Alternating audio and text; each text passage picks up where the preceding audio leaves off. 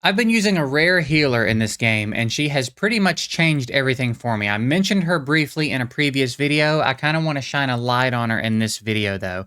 We're talking about Clementine today. I added her to my lineup, and she so drastically changed what we've been capable of. She's the best healer that I feel like I have at the moment. To give you an idea of the type of impact I'm talking about, in the story mode, we were struggling. I think around early chapter 9, we were stuck around like 9-2 or 9-3, somewhere around here. And I added her to the team, and we immediately just cruised our way on to the final boss in the campaign. The rest of the campaign kind of became a formality. I think one stage around here, maybe we failed once and had to redo it, but beyond that, it was pretty much a cakewalk, in large part due to her ability to sustain us.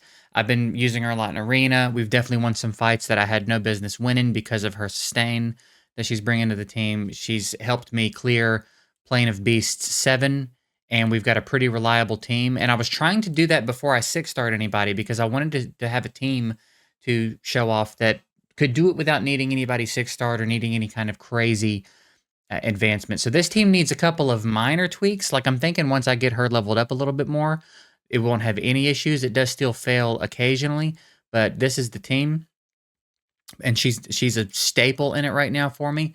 So she's just really good. So I wanted to put her on your radar officially in case you were struggling to keep your team alive, because Luke is dope. Luke is good, and Luke serves his purpose, but it's a lot easier when you've got someone that can heal a little bit more substantially, and Clementine can do it. So let's talk about what we got going on with her.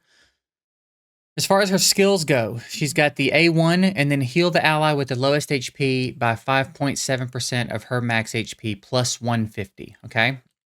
On the A2, we've got a AoE heal that's basically 8% of her max HP plus 30, with a chance to cleanse a debuff from all allies. That is really, really nice. Really, really nice in a couple of places in the game. And then her A3 attacks one enemy, pretty good damage multiplier, 90% chance to reduce the target's attack gauge by 30%. I don't use her A3 a ton, and let's talk about why.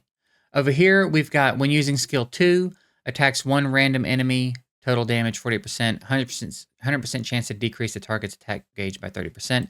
And then here, 60% chance to trigger upon using skill 3, recharges 100% of her attack gauge, and then triggers Future of Dreams, which is an AoE with a pretty good multiplier. Again, she won't be built for damage, but it's still a decent multiplier. And then an 80% chance to reduce the target's attack gauge by 40%, and then she puts herself to sleep for 3 turns, which is what I don't really love. Now, it's likely she'd get woken up. I just haven't felt like I've needed to use this skill a ton. Maybe we'll start trying it out a little bit, because it could be pretty handy in somewhere like Plane of Beasts, where we need to try to prevent the boss from getting as many turns as possible. But so far, I've just been leaning into her A2 pretty heavily, and it's been working out really well for me. So as far as the gear that we have on her, she's in a heal set and a life set. I've been trying out the heal set to see if it makes a noticeable difference in their ability to heal, and it seems to be better than stacking 3 life sets, but I do think you want to get a life set in there to put the HP up a little bit better. And she's doing a pretty good job healing for us. Now, eventually we'll get a belt on her and get her HP up higher and stuff, but for now, this is what we're rocking with her. I haven't done too much with her chivalry. I've done her first one, which increases the Made You Smile. Here she gets some effect accuracy.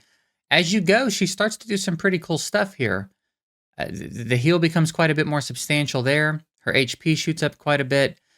This changes Future of Dreams, the thing where she hits AoE and then puts herself to sleep, to an AoE with each point of effect accuracy increasing the damage. Additional damage per point, 2% of attack, and then 100% chance to reduce the target's attack gauge by 40%, and then she only sleeps herself for 2 turns. So it becomes quite a different skill once you get her to Chivalry 3. I just think there's a lot of potential as we continue to develop her, and so far she's been the best healer that I've tried to use. I think she's also got some potential. She's been pretty good, but even without being fully leveled, Clementine is outshining her handily, in my opinion. She's outshining Luke, and that's really all the extensive testing I've been able to do with any healer so far. But she's really good, man. So we'll jump into a Plane of Beast run. I'm gonna show you how I have the skill order set up, and then I'm gonna not touch it, and I'm gonna hope we have a successful run. Again, this run is not 100% yet, but it's very close. So again, I think a few more levels in her might even be enough. But I've got her A2 prioritized, followed by the A1. With Morgan, same thing. Tristan, I want him using the A3 and then the A1. And then I don't have the A2 selected because I don't want to use too much vigor constantly. And then Kay has open range to do whatever she wants to do.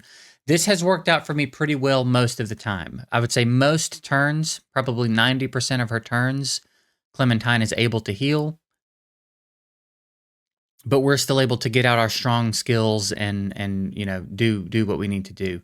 So it seems kind of dependent on how quickly we can get the tusks out.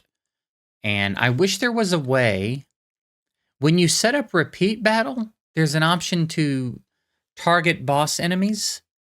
I wish there was a little bit more customization in that. I wish you could set it to like target left tusk, target right tusk, then target boss.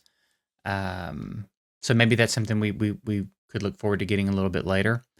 But for now, we just kind of let them do what they're going to do. And again, I don't really want to intervene because I want them to be able to do it on full auto. So,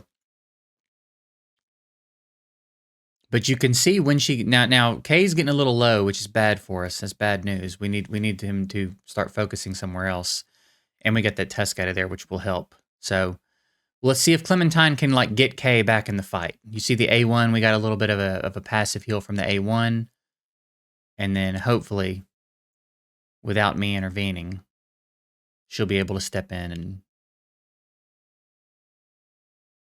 bring Kay back to safety.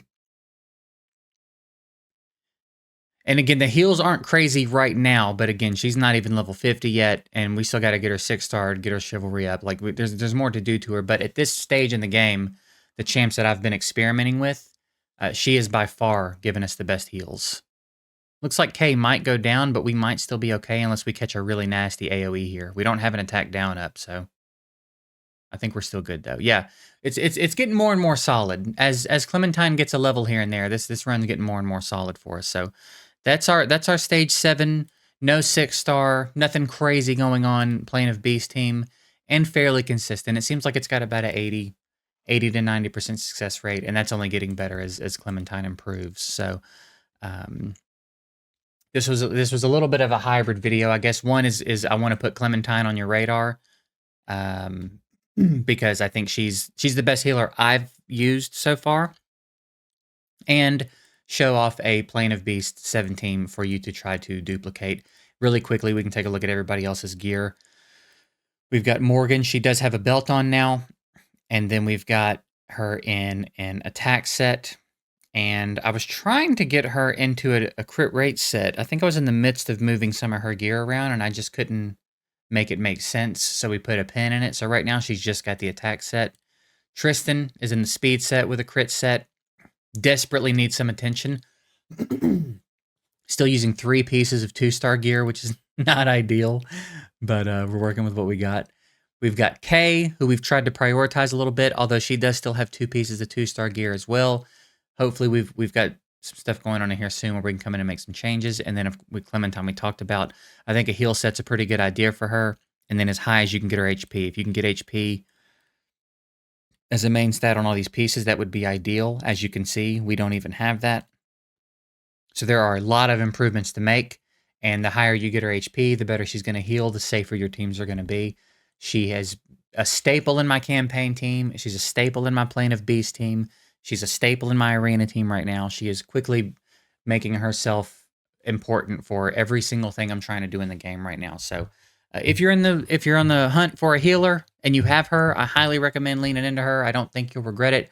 We're going to continue to develop her and see how far into the game we can carry her and see if she ever feels like she starts to fall off. But so far, she's a big part of my success that I'm having at this point. So that's it. We'll go ahead and wrap this video up here. I hope it was helpful. Let me know if you decide to build her, how it works out for you, and we'll see you in the next one.